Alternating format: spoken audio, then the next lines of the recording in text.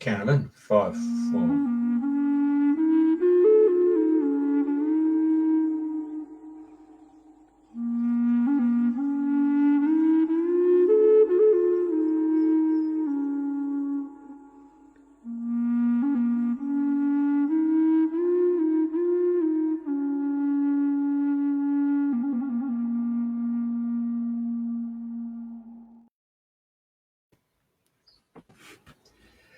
Well, it's my privilege today to send you across to Andrina up in the UK. Our guest today is also from the UK.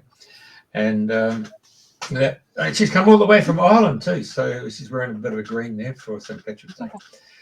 Okay, it's good morning to you in the UK. It's a good evening here from Australia.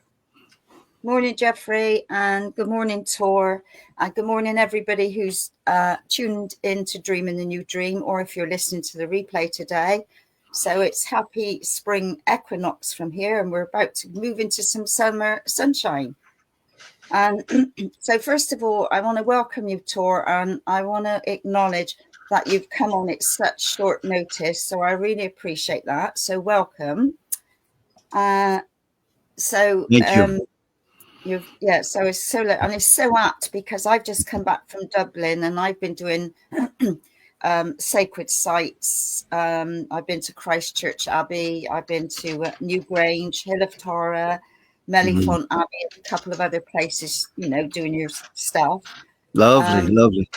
Yeah, and it was amazing. And I did it with a friend, C. Lotus, we're part of walking in the footsteps of the ancestors. So that was really fitting. And then I thought, when I was at short notice, I was thinking, equinox, I need somebody who knows about equinox sacred sites. So here we are. And I acknowledge that you've been up the Tor this morning, and Jeff's going to share some pictures. So I know you're like a walking icon in Glastonbury. Oh, God. Oh, dear. In the nicest possible way. I know you came there in 2001, and I came in 2007. And so I've known of you up and down the high street and what have you, and bumped into sacred sites. And it's no coincidence that your birth name is Tor, and you're doing tours of the Tor. Yeah. So without further ado, would you like to start at the beginning, where it all started, how you started, okay. Yeah. the highs and lows? So off you go. Well, yeah. I've actually lived pretty much in Glastonbury since '98 because my family moved into Glastonbury and set up a retreat centre called the Arimathean Retreat Centre. And I kind of lived on and off with them whilst I was still at college. And by 2001, I bought myself a place and started living here myself. And realized that whilst I was working as a video editor originally, and I didn't really want to, spend my life in a dark room. So I went off traveling, and I made a project called the Rainbow Serpent Project, which is very much connected to Australia, including Uluru, which is the solar plexus chakra of the planet, and Glastonbury is the heart chakra of the planet. So I first went out there and I made a short film called the Uluru Glastonbury Crystal Bridge, where I was bringing a crystal that was given to me from 300 crystals that were blessed by an Aborigine elder and a Native American elder that were planted. Crystals, thousands of these crystals were sent all over the world to create a grid to be buried in sites. And a friend of mine was entrusted the 300 crystals to bury all across Europe. David Hatfield, you probably know him. I would call him an icon of Glastonbury, not myself, but And they gave me what they said was the last crystal, but other crystals have turned up, kind of, and to bring it back to Uluru to say that we've done our mission, and to throw it in the birthing pool.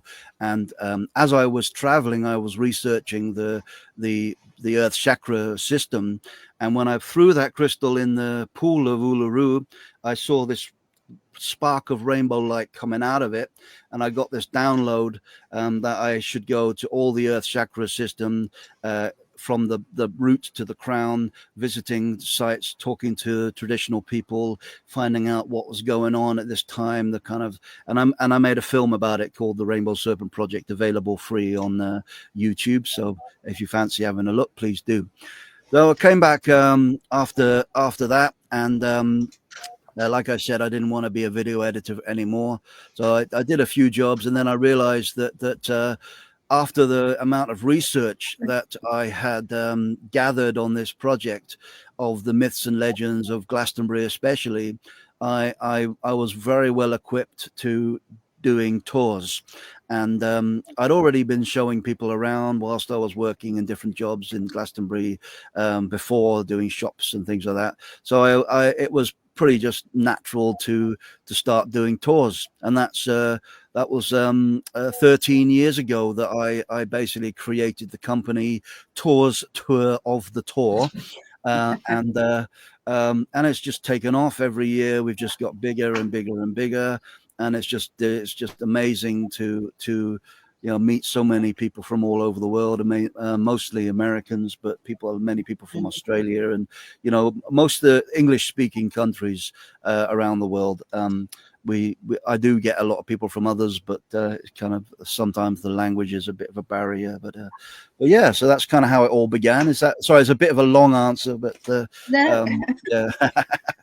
Yeah, because I know you said you started in 2011, and I know you've gone from strength to strength, which is incredible. I mean, you're doing a fantastic job. I remember watching the Rainbow Serpent Project, because I think Vicky's on there, if I recall right. Yeah. So, but yeah, I watched that a long time ago when it came out. So, yeah, so because I know, like, I've met you down in St. Nectan's Glen or King Arthur country and different places. So, because I know there's more and more people aware. So that's the dragon I took on top of the Tor. Sorry, I probably won't work for radio, but I wanted to talk about that. That's a sky dragon that I saw one sunrise on top of the Tor, and there was a photographer took a picture of it. But I think that's quite an amazing dragon.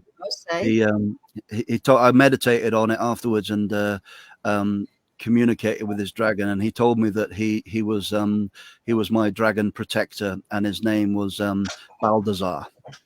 There you go. Okay. And we've all got dragon protectors, the same way that we all have archangels and fae and many unseen beings helping us. Totally. All shapes and sizes. Got excited to see my dragon there. No, that was lovely. No, I saw it myself. I saw it this afternoon. I thought, put that one in there. Yeah. Yeah. So, out of all the different sites you've been, is there anything that is more special to you than anywhere else? Or, I mean, you mean on my tours, or I've been in my life? Well, it's both. So, yeah, I mean, I feel very much connected to Glastonbury Tor. Probably because my name is Tor. Many people, as you do, thought that that it wasn't my real name, but actually it is my name from birth. My mother's Danish, and she named me after Thor, the same god of thunder. And the hill is actually dedicated to the same Nordic god, the Thor, by the Anglo-Saxons. So they came to these hills and worshipped their gods on top of it, and then dedicated it to their kind of one of their main gods. Who's like and Thor's not really in ancient Nordic traditions. He's more of an archetype, as as gods really are, which is symbolizing the kind of the hero's quest. So he was a very kind of earthly kind of god, or good, yeah. Good So God. yeah, the Tor is definitely, I mean, I'm up there, at least once a week, and I do ceremonies throughout the Celtic wheel of the year, and I've been doing that since 2020, holding ceremonies up there, and they're just getting bigger and bigger. I did one this morning for 6:30 a.m. sunrise, and we had nearly 200 people up there. It was great, amazing. Fantastic. And I know Chris. Sorry, I know Chris Hemsworth, who plays the role of Thor in the movies. Oh, right. He was been interviewed by your Graham Norton. Oh, yeah. and Graham Norton said to him, "Is it true that you had a night with a woman and she asked your name and you said you're Thor, and she said, 'You Thor, I'm Thor.'" I'm what? I'm Jeffrey. Thor. Jeffrey, Oh, right. Yeah. There's a very rude joke around that. I won't go into that now. No, please. We've got a family audience, yeah. Anyway, so that was today, yeah, this morning, yeah. Yeah, right. Lovely. Yeah, cool. Some good photos. Yeah. Oh, and globally, actually, and I'm not just saying this because of the audience, but I would say that Uluru is one of my favorite sites in the world. I find Uluru so majestic and very similar to Glastonbury Tor, I would say, apart from being up on top of the Tor as part of the ceremony, whereas Uluru, it's not it's forbidden to go up on top of the Tor for the the traditional keepers of it. And I've been to Uluru probably more time than 90% of Australians. I've been there 4 times, and I've met a lot of the Aborigine, First Nation people, and especially Bob Randall, who was an amazing teacher. He's in the Rainbow Serpent film, and literally every time I've been there, it has rained, which is really unusual, because at first, coming from England where it rains all the time, I was like, oh God, I come all the way to Uluru from bloody England and it's raining. What a joke. And then I realized that only about 1% of tourists visiting Uluru get to see it in the rain. And also afterwards, all of the flowers come out of the sand, and also during the rain, you've got all the bowls coming alive, coming like the cascades off the rock. And then afterwards, you get a beautiful rainbow, of course, as well, which is part of as Bob Randall told me, he said the Rainbow Serpent is the water. And as he said that, actually on the film, we heard a clap of thunder. And he said, "Oh, sounds like rain," and then rain came. So I love the magic of Uluru is just outstanding. That is the Mutadula Spring, which is actually said to be the birthing pool of the Rainbow Serpent. But there's actually further down the right of there's another pool, which I personally feel is the real birthing pool of the Rainbow Serpent. So this is kind of her tourist version of the hidden one, But I was privileged to go to Uluru when I moved to Australia in 2009. And my birthday is 11/11, so I went with a friend to do ceremony on the 11th of the 11th, 2011, which was really powerful. And then I've been 3 times, and then I was blessed to be invited by the ancestors to the closing of the rock ceremony in October 2019, just before I came back to the UK. So so I know what you're saying about Uluru. It's a very magical place. Anyway, it certainly is. So that's one of my favorite places, definitely. And I love Australia. I've spent a lot of time in Australia, and I miss it a lot, and me ditto. Go back. Especially the sunshine, but there you go. Well, it's a beautiful day here in Glastonbury. Well, it's here in Dorset, so Dorset. Cool. So carry on. Where else would you like to share anything about on your travels? Well, where else? I'm actually, over the years, I'm in the middle of making the second film after the Rainbow Serpent Project. There was always a vision to make 3 films, and the second film is about the alchemical sites. So the first film about the Earth chakra points, and then the next film is about the alchemical sites, which is my favorite place that I visited actually was in New Zealand.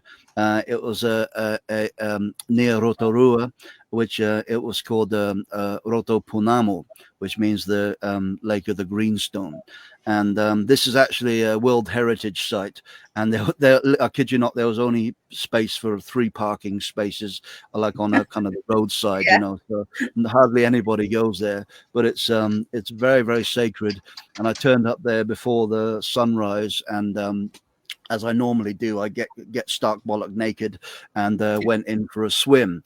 And as I was walking into the water, I felt these 2 water dragons, like, kind of in spirit, form, like come round, like protecting the water. I've only sensed that before in the cenotes in Mexico, which are also very, very sacred. The kind of the lakes in the caves underground have a very strong presence of the water dragons.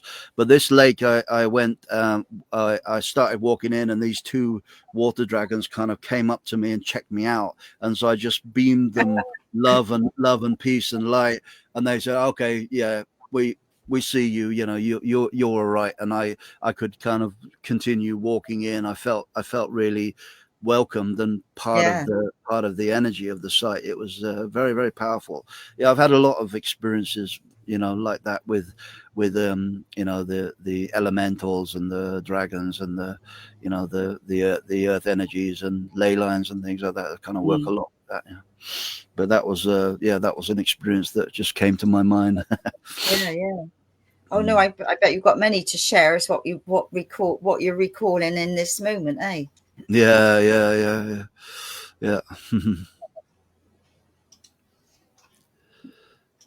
So with your tours now, so how far? Because I know you do Stonehenge, you do Avebury, you do around Glastonbury. What you do Tintagel and St Nectan's Glen and all around there. Where else on your tours? Well, I do a kind of longer, like 9-10 day tour of Scotland and also of Ireland. So a lot of the sites that you mentioned, I've been to, a number of times. So I do Scotland and Ireland, once or twice a year when people book me, which is very exciting because I do like to get out into the sacred landscape. So that's nice to do that. Also, over the years, I've been planning to do a tour out to the Cathar country, which is the south of France, to do kind of like a Mary Magdalene tour in the south of France. Haven't really finished designing that yet, but that would be great. I connect very much with Mary Magdalene and Joseph of Arimathea. They are kind of my main inspiration of the tours that I do. Mary Magdalene is the kind of the divine feminine balance of the divine masculine that Yeshua represents, and Joseph of Arimathea is the great uncle of Christ, and they actually travelled from the Holy Land over to Glastonbury after the crucifixion of Christ, and they were the ones that really created the community here in Glastonbury. Before that, Glastonbury, the island, the ancient Isle of Avalon, was only really used for ceremony, and people would travel there, and practically it was a place where drovers would bring their cattle in the summer months. That's why it's called Somerset, because you're set for summer, basically, on the islands, because they came off the mainland with their animals, and they would let them graze there basically through the summer, and then when the winter came, they would take them back to the mainland and stay away from the little islands, because you can imagine the storms and the horrible weather during the winter is not very nice in that time. Yeah, and I mean, not long ago, I mean, all the water on the land, my gosh, I've never seen it like that before in my life, but who knows? So yeah, every year it becomes more and more surrounded by water. The last couple of years I've actually stood on top of the Tor and I've looked around, and literally the ancient isle is surrounded by water again. It's quite impressive. So that's probably to do with the pole shifts and things like that, which are definitely a reality. Now, I saw this photo on your site, so I've grabbed it, put it in the site, because this was the old story of Joseph of Arimathea, where he had his hawthorn tree, wasn't it? A hawthorn. Yep, the holy thorn. Yeah, holy thorn, and he planted it in the ground, and it sprang out, became a tree. Right. And then some maverick, 8 years ago, chopped it down or something like that. Yeah. So I see you've gone and replaced it, yeah. Not me personally. Some locals, renegade locals, have planted a new tree in 2024 on Joseph of Arimathea feast day, 31st of August, day before my birthday. So, another connection. So of course, there's a hawthorn tree inside the abbey, isn't it? They're all over Glastonbury, really. Okay. The most impressive tree at the moment is in St. John's Church. And they only live about 150 years, so they've been replanted many times. It's not the only time that tree on top of Wiriel Hill has been ripped down. The Puritans in the 1600s did it also. So but it's great that it's now back up and running. So it's doing very well. It's given us blossom every winter since the last couple of winters. So the tree, it has scientifically been proven to have come from Jerusalem. And it's very symbolic because not only does it flower in the normal springtime and Easter time, but also in the winter solstice. So it kind of represents the birth of Christ and the death of Christ as well. So it's very symbolic and beautiful, and it's a nice story. But probably, the family of Christ, when they traveled over from France, they brought a lot of trees and plants and animals because they were starting a community from nothing, pretty much. So they wanted kind of elements that they knew how to operate and to cultivate. So they would have brought things with them. It's also believed that actually Joseph of Arimathea brought over the apple tree to Britain. And there are varieties of apples dedicated to Joseph of Arimathea. And also Avalon means land of the apples, Erbleland. It was the Anglo-Saxons that named it because they got here and they found a huge amount of apple orchards all over the island, and they called it Avalon, Erbleland. And it's and now we have wonderful cider in Somerset, best cider in the world, some say. I know. I was with Carol. I can't remember who else was with. And we were in the Abbey one day, and like all the apples were on the ground, and there was a few left on the tree. So we picked up a couple of apples, and the head gardener come chasing us. You're not to touch the apples, and we got told sacred apples. Yeah, I said we're only having a couple. He said, "Well, it's all going to." Anyway, they make their own apple juice and cider and stuff from there. Yeah. So we got a right telling off, I can tell. And I said, well, there's no sign anywhere saying please do not touch the apples. Was that a lady gardener? No, it was a gentleman. Okay. Yeah. Anyway, we'll say no more on that. Yeah. Nice. Yeah. All these different rules and regulations. And I thought, gosh. Yeah. Well. Yeah. Whatever. Yeah, apparently, in London, that every black cabbie has to have a bale of hay in the back of his cab. It's an ancient law that goes back to when there were horse and carts. Really? Yeah, I haven't heard that one. and the policeman has to offer his hat if someone needs the toilet and they can't find a place to pee, as well. Ancient laws. Oh God. So what's the most questions that people ask you about these sacred sites? Because I know everybody thinks, well, there's all sorts happening beneath the Tor. So what are your thoughts on the underground movement in the Tor? Oh, I like the underground movement of the Tor. Yeah, that's there are definitely tunnels that have been created naturally with the movement of the water in the Tor, and there are 7 sacred springs that come out of the Tor, and so yeah, there's a bit of a kind of an inner labyrinth of the Tor. But there's a lot of calcite in the Tor, so there are stories of monks and other people, druids, going into the tunnels under the Tor and not coming out the other side because they're very, very dangerous and very treacherous.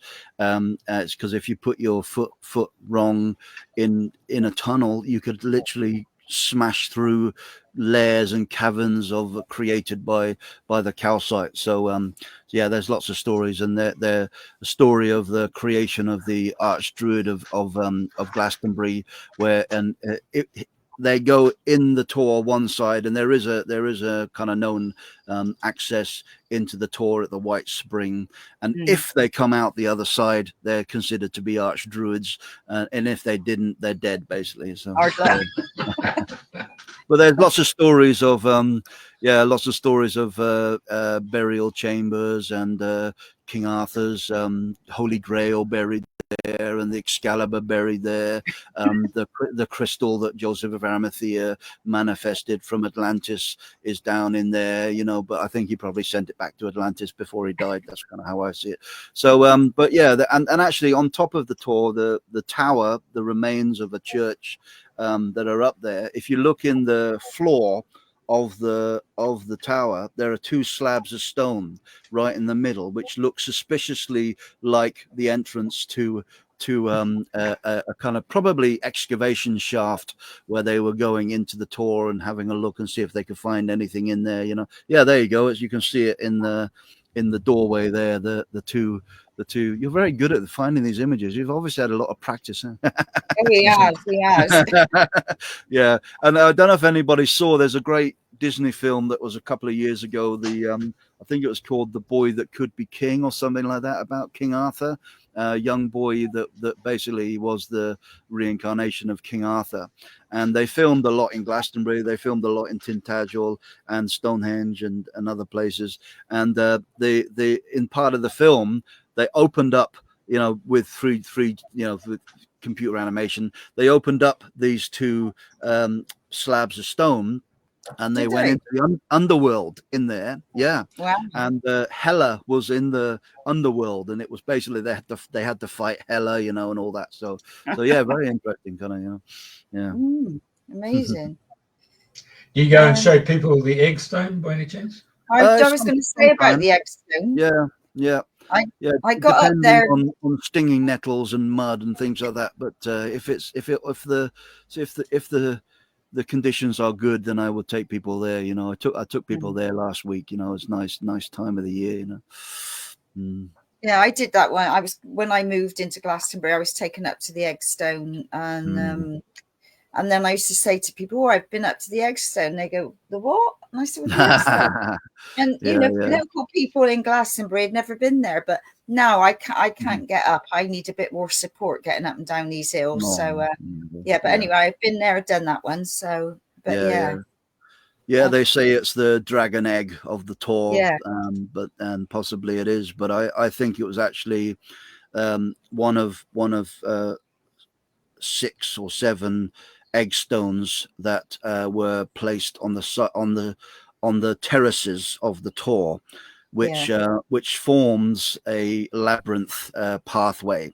So the people think that the hill is man-made, which it's not. It's a natural hill, but there were terraces formed on the side of the hill in a labyrinth shape.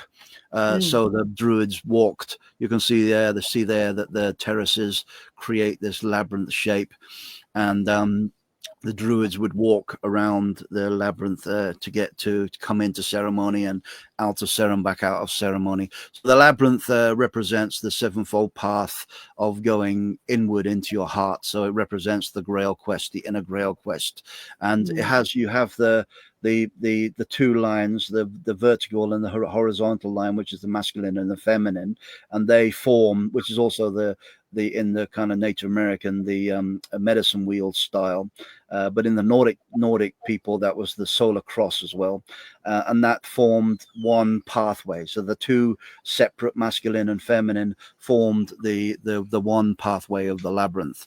So I think these were marker stones of that labyrinth, basically. Also, the terraces were formed for planting trees like apple trees and other trees on the side of the Tor.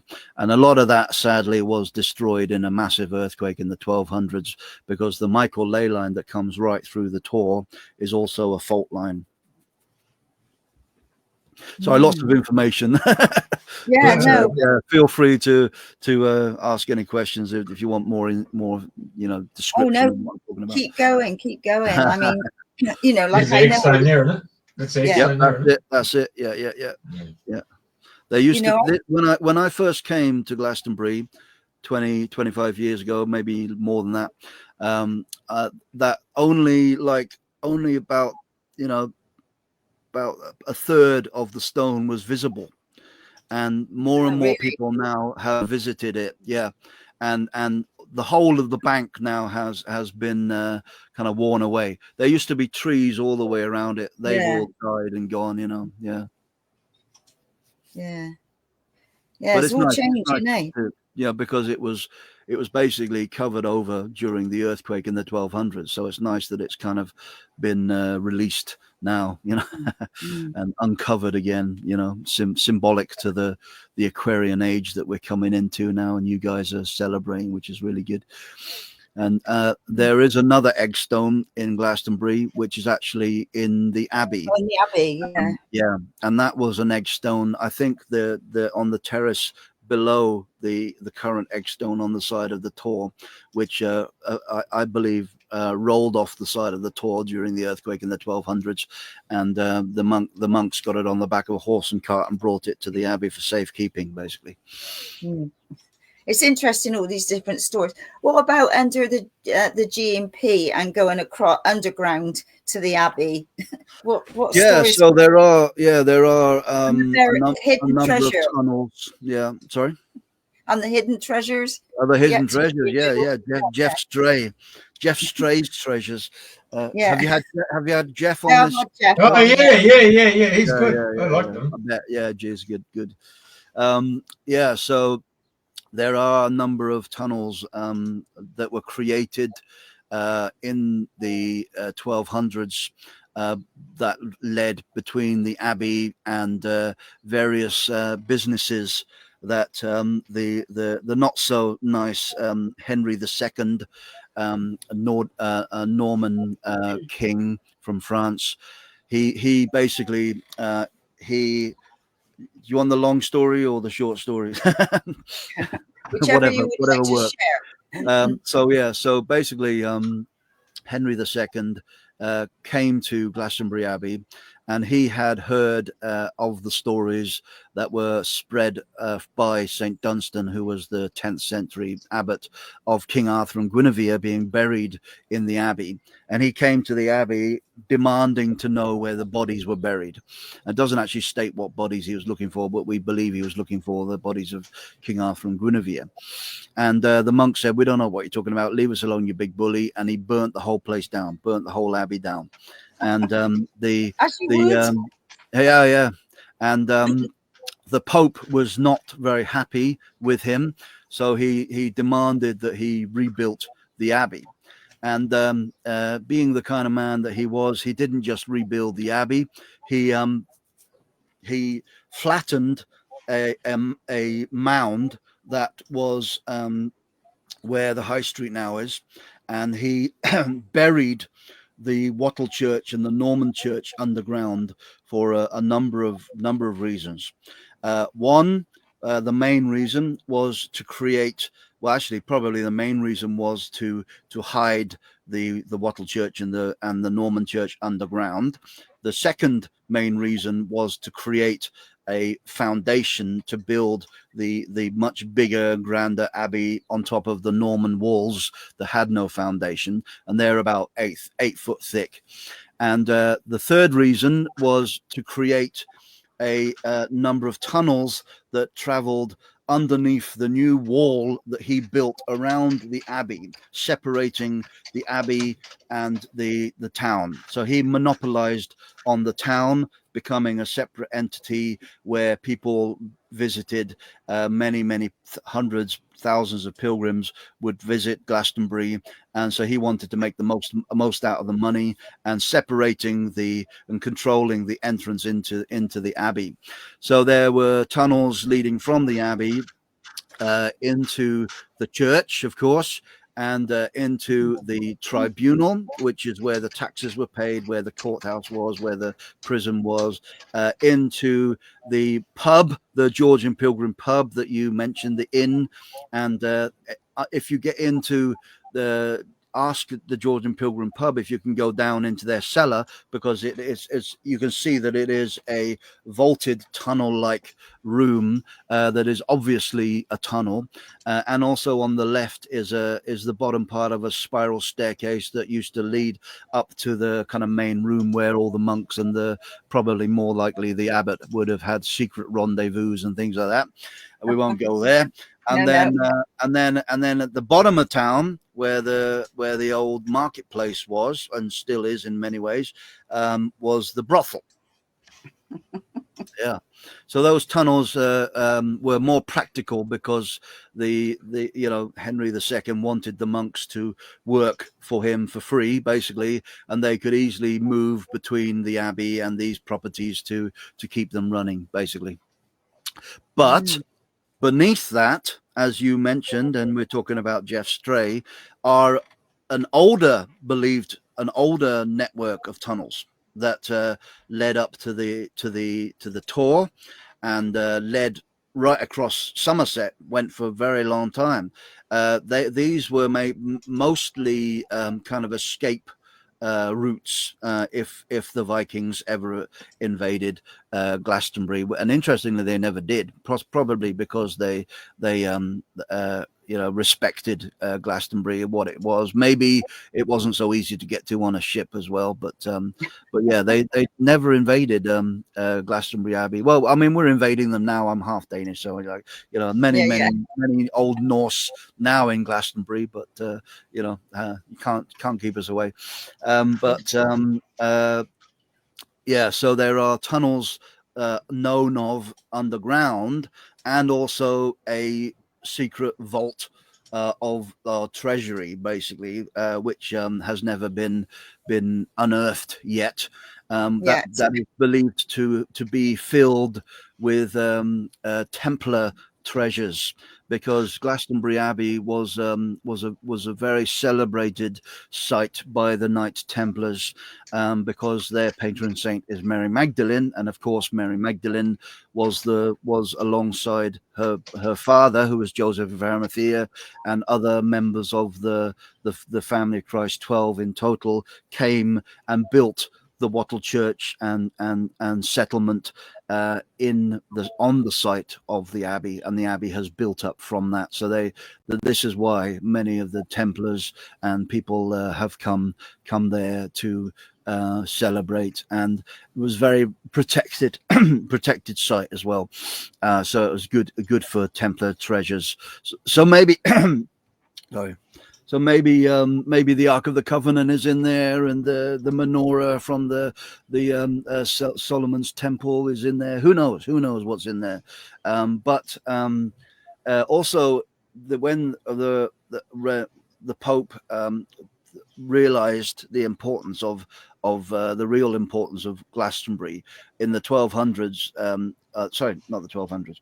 The 1400s, they basically came in and rebuilt the abbey because their vision was to create it as a second Vatican, and they actually redesigned the abbey as in the same dimensions as King Solomon's temple in Jerusalem, 550 feet long, 220 feet tall.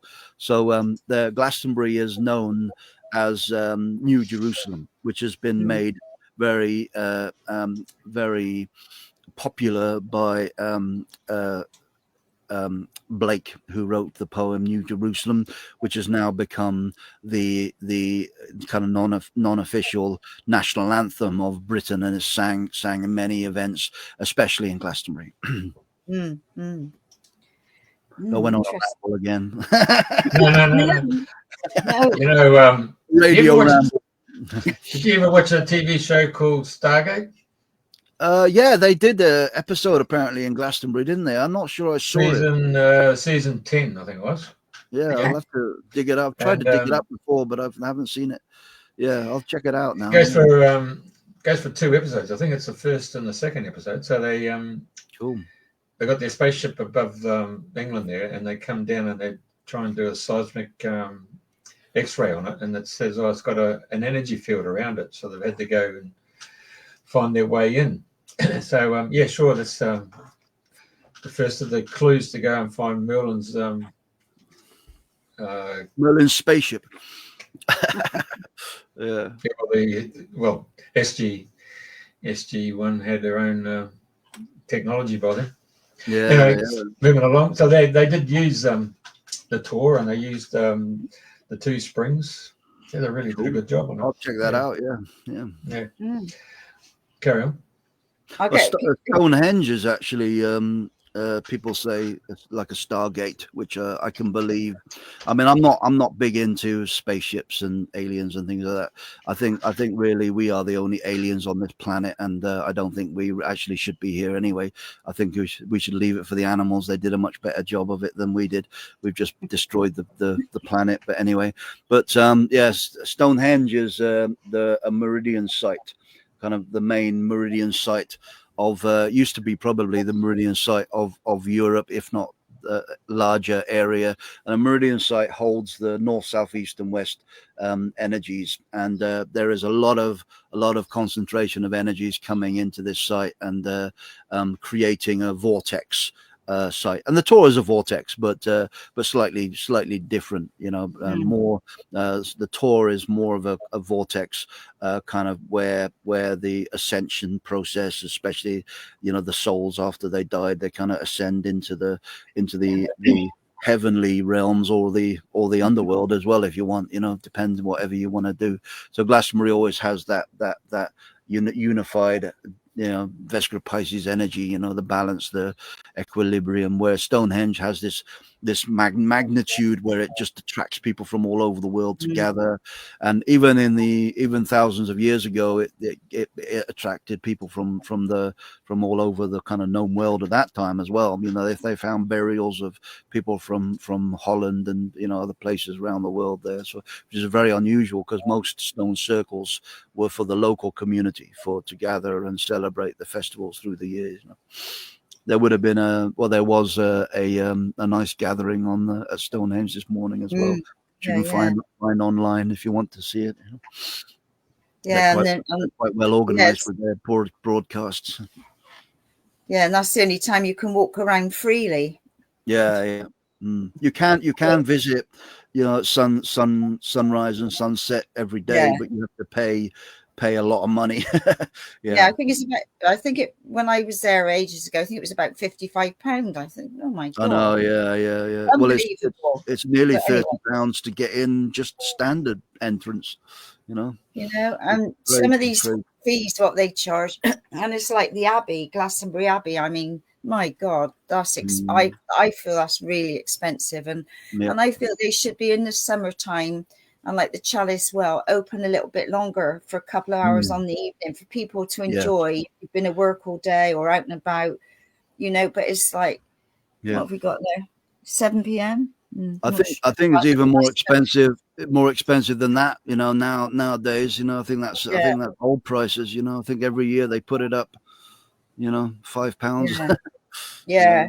Yeah, I don't know how families afford to go to these places. I really don't. So, well, top tip, you know, you can park your car and pay a little bit of parking, and you can just walk through the landscape. There's a footpath that goes right near the Stonehenge, and you can get pretty much as close to Stonehenge than other people. You just can't walk around it. But if you want to save yourself some money, and you can visit that way, you know.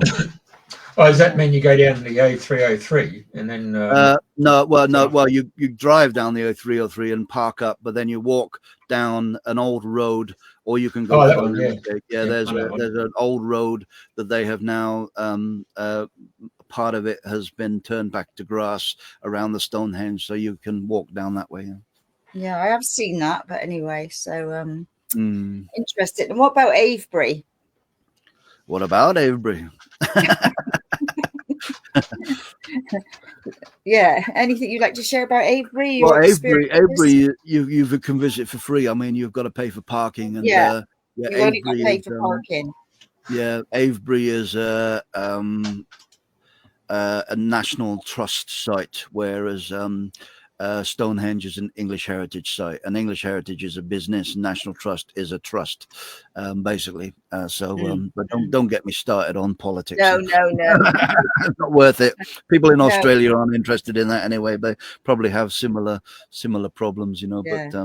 But yeah, Avebury. I do a tour of Stonehenge and Avebury.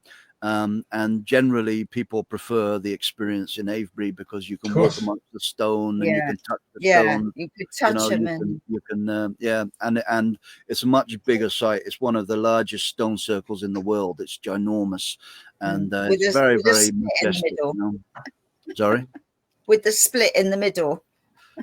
Oh yeah, with the roads, yeah. So there was there is a entrance, a north, south, east, and west entrance, which is also unusual because stone circles in Britain, across Britain, are normally aligned. The entrances are the solstices and equinoxes, sunrises, and this is kind of more like the Nordic temples where they have the north, south, east, and west entrances, which kind of says more of a less of a local energy and more of a global energy, where basically they connect to people from all over the world in the north, south, east, and west, whereas local stone circles are there to celebrate often the summer solstice celebration, stone circle. And then the long burrows, the burrows like they have in Stonehenge, they have up on the hill. There's the remains of a long burrow, and in Avebury as well. This is a very beautiful long burrow, West Kennet long burrow, just outside of Avebury. They are aligned to the sunrise of the winter solstice, because the winter solstice is a time of going inward into your heart, into your inner work. So you go into the caves, you go into the chambers, and then the summer solstice is to celebrate the sun and the air and the nature, so that they go into stone circles which are open, you know. And Avebury, inside Avebury, you have a 12-sided shape. It's not even a circle, a 12-sided shape. So each of the quarters have 3 alignments aligned to different astrological events like the solstices and equinoxes and different things. You can see the lines there. And then inside there were 2 circles, kind of creating a kind of detached figure of 8. One was the moon circle, and the other one was the sun circle. And the women gathered in the sun circle. Women gathered in the sun circle to honor the masculine, and then the men gathered in the moon circle to honor the feminine. You know, so it was very much kind of unified ceremonial, you know, energies. Do you go to Stanton Drew much? I'm not a massive fan of Stanton Drew. Maybe the energies have changed a bit, but yeah, I found there was a lot of kind of, disharmony and disrespect over the years there. The energy was a bit funny, when I've been going there. The church there is a bit weird as well. But there is a nice little stone circle that not everybody knows about, just above the remains of the bigger circle, which is called the musicians, which is a really nice energy. I'd like to go up there, but the rest of it I'm not so keen on.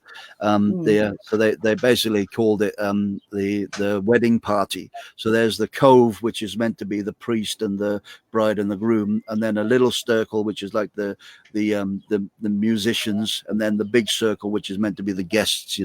But yeah, they're doing more ceremony there, so maybe it's getting better. There's ceremony happening more and more every year now in all of these sites. Wherever you go, there are people doing ceremony. The paganism and druidism are becoming very popular. Probably eventually probably will outdate the Christians, which most people who consider themselves Christians nowadays, or part of the Church of England, or the part of the church or a church, probably only consider that because they were born into it, really. Anyway, I don't know. I'm in the I support Iceland, who have made it illegal for any parent to bring up their child in a religion until they can choose by the age of 18, which I support. Totally. Yeah. That'd be good. Yeah. But anyway, that's another story. Yeah, England will never do that. They apparently they are only Church of England. That is the only religion in the whole of the country. Yeah. Yes. Well. Anyway. Yeah. No so. Right. Yeah. Right. How about St. Nectan's Glen? Oh, I love St. Nectan's Glen. Yeah, it's one of my favourite places. And when I took some friends from Australia, oh God, donkeys years ago now, the orbs we had in the picture was incredible. But that's a lovely place. I mean, it's a bit of a hike to get there. Well, it's all part of it. That's part of it. The whole the woodland, is a very sacred woodland. It's actually Cornish rainforest, the style there. So very, very unusual. We have rainforest in Cornwall because of the Gulf Stream keeps everything very, very warm and very kind of, partially tropical in many ways, not as tropical as over in the southern hemisphere, but a certain type of tropics. Yeah, it's very, very special. And so it's got 3 waterfalls that I attribute to the triple goddess, the mother maiden and the crone. And the mother is where the waterfall comes through this hole in the middle, which is where ancient times had a kind of baptism, the kind of baptism in surrendering to nature. Basically, they would walk down to the edge and then jump into the bowl, and then were born through the hole, reborn through the hole, which is very special. And then that comes into another waterfall, which is the maiden, which is young and sprightly and all over the place. And then the maiden comes round the back, and there's another stream that has created a waterfall, which is very old and very kind of it's got a lot of moss and very overgrown and very quiet and very relaxed, and that's the crone. And where the crone waterfall is, I often sit there with myself and with groups, and I can hear Saint Nectan playing the flute in the back, and I hear it all the time. I mean, audio what do they call it, more psychic listening, but I hear it all the time, I mean, it sounds different every time I go there as well. Very, very special, because Saint Nectan took on the name Nectan because of the ancient Necker. Necker was a Celtic and Nordic nature spirit who used to sit by waterfalls completely naked, playing music to attract people to come to enjoy the waterfall and the nature. So the Saint Nectan was actually a Welsh prince in the medieval times who came over there to escape his responsibilities, and he became a hermit that built a place there, and then he became a saint because of all the good work he did. He used to take a bell and a lantern down the river to the cliff sides to warn the ships in time of mists and time of fogs and stuff like that. So that's kind of in a nutshell what St. Nectan's is, to me. I mean, walking through the woodland, I mean, it's not for the faint-hearted. You need to be fit. Because it's quite deep steps and some is quite slippery. So, but it's doable. It's doable if you're not in a hurry. But it's a beautiful spot. I mean, I love going there. If you go there they have a retreat center as well at St. Nectan's Glen. If you go there on a retreat or organize a retreat there, they drive you up in the Land Rover, so you can avoid the path. I found out about that. And I'll tell you another place that I went to and I got called to go was St. Michael's Mount, and it's been on my to-do list excuse me, for a little while, but all of a sudden, I mentioned it, put it out there, and within the week I was down there. So, and for me, going there was really special, and to leave the next day, I couldn't stop crying for a couple of hours. So I must have had some past life down there.